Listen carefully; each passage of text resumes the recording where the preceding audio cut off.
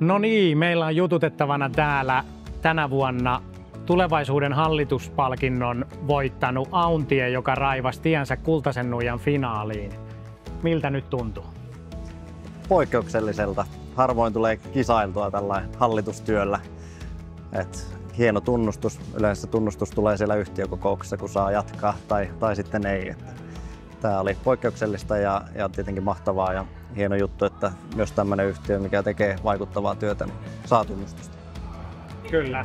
Ja kilpailuhan on aina kivaa ja jos sitä saa tehdä niin kuin kovassa porukassa, niin se on kahta kivempaa ja mä ainakin koen, että tänä vuonna se toteutuu. Just näin. Kertokaa jotain teidän hallitustyöstä. Mikä teidän hallituksessa on erityistä? Mikä te kuvittelette, että erottaa sen muista verrokkiyhtiöiden hallitustyöstä? Tämä Auntien kasvumatka sanotaan vuodesta 2019, jolloin ensimmäinen ammattimainen hallitus yhtiössä aloitti, niin on ollut jopa poikkeuksellisen turbulentti. On paljon ollut tapahtumia, mutta ollaan myös saatu vaikuttavuutta ja yhtiön arvoa eteenpäin. Ja hyviä esimerkkejä siitä on se, että me ollaan kuitenkin päästy kansainvälistymään. Me ollaan pystytty luomaan skaalautuva digitaalinen liiketoimintamalli yhtiölle. Että selkeää vaikuttavuutta ollaan pystytty tuomaan myös hallitustyön kautta. Te puhutte paljon vaikuttavuudesta ja olette siinä varsin hyviä. Miten te mittaatte sitä vaikuttavuutta? Meillä on periaatteessa koko palvelun perusajatus on se, että mielen hyvinvoinnin sen tulee olla mitattavaa. Ja sen päälle me ollaan oikeastaan kaikki rakennettu.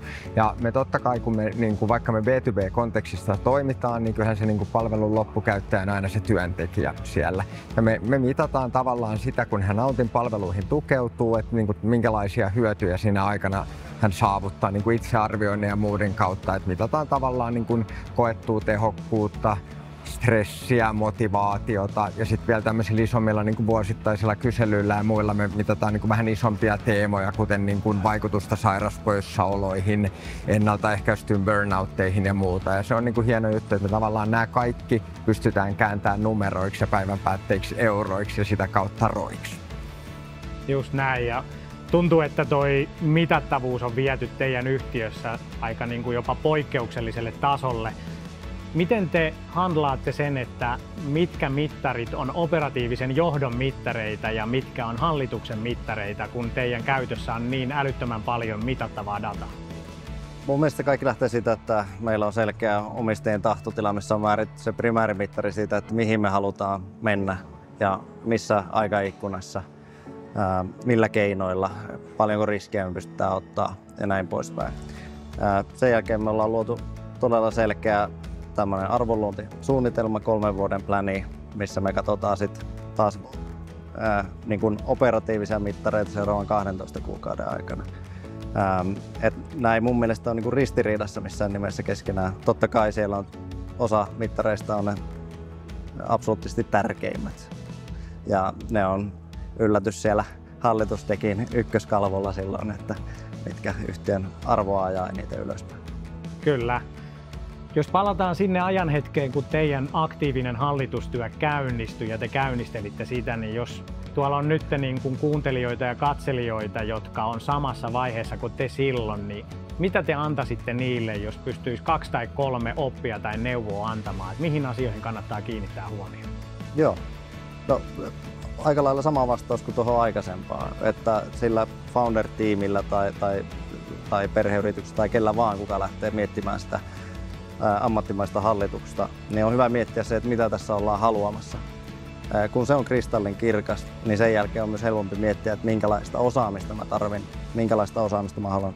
Ja sitten kyllä mä varmistaisin hyvin pitkälle sen, että miten se tiimi toimii, mikä se dynamiikka on sitten ihan henkilötasolla.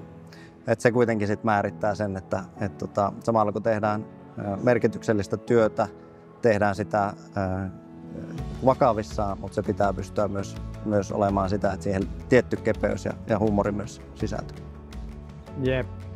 Sä toimit, Immo, toimitusjohtajana Auntiella, niin mitä sä kuvittelet, tai mikä on sun ajatus, että minkälainen hallitus tukee toimitusjohtajan operatiivista työtä kaikkein parhaiten?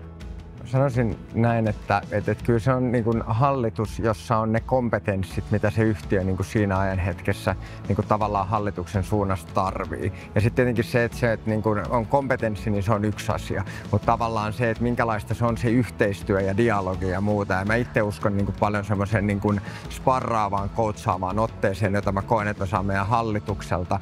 Mulla on toimitusjohtaja, joka on tavoitettavissa WhatsAppilla, innoittava myöntää, mutta 24/7 ja muuta. Eli meillä on anteeksi, mitä mä sanoin? Toimitusjohtaja pitää paikkansa, mutta onhan minäkin.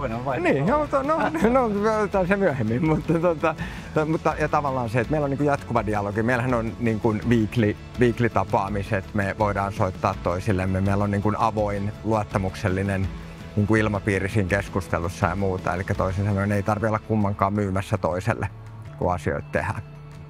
Jep. Hallitustyön tarkoituksena on toimia tämmöisenä strategisena elimenä ja katsoa asioissa pidemmälle tulevaisuuteen kuin ehkä operatiivisen johdon on mahdollisuutta. Miltä teidän tulevaisuus näyttää ja kuinka pitkälle te olette teidän tulevaisuutta hallituksena maalannut? Me tehdään tämä 3 vuoden sykli. Se voi olla joissain yhteydessä pidempi, mutta me ollaan koettu, että tämmöisessä kasvuyhtiössä 3 vuotta on niin kuin riittävä suunnitelma. Tulevaisuushan näyttää entistä valoisammalta, että kyllä tässä niin kuin driverit, mitä markkinassa on, että mielen hyvinvointi teemana, sitä stigma on jo lähtenyt ja on alettu ymmärtää, että mielen hyvinvointiin satsaaminen on investointi. Tästä on hyviä esimerkkejä. Tällä hetkellä nyt esimerkiksi Go4 pörssilistattu yhtiö alkoi raportoimaan erikseen mielenterveydestä johtuvia poissaoloja sairauspoissaolojen lisäksi. Eli markkina-ajurit on siellä. Me koetaan, että meillä on tosi vahva tiimi toteuttamaan meidän kasvustrategiaa. Me ollaan saatu kansainvälistä jalansijaa myöskin ja pystytään palvelemaan meidän isojakin asiakkaita. Meillä on korjaimoissa, sanon väärin, mutta oliko 27 eri kieltä, millä me pystytään auttamaan sitten meidän asiakasyritysten työntekijöitä.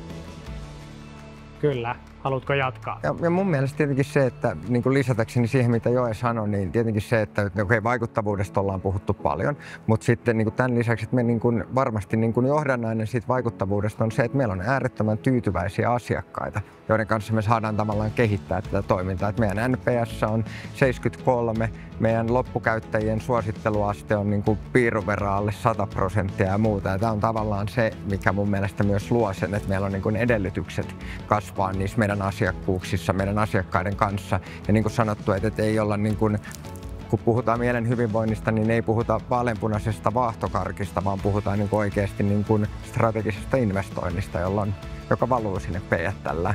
Käytetään Go4 vaikka hyvänä esimerkkinä. Jees. Kuulostaa huikealta toi teidän tarina ja mä uskon, että me kaikki halutaan jäädä katsomaan, miten teidän seuraava 3-vuotiskausi tulee menemään ja seuraamaan teidän tarinaa. Niin huikeata työtä. Kiitos Joe. Kiitos Immo. Kiitos. Menestystä tulevaan. Kiitos paljon. Kiitos.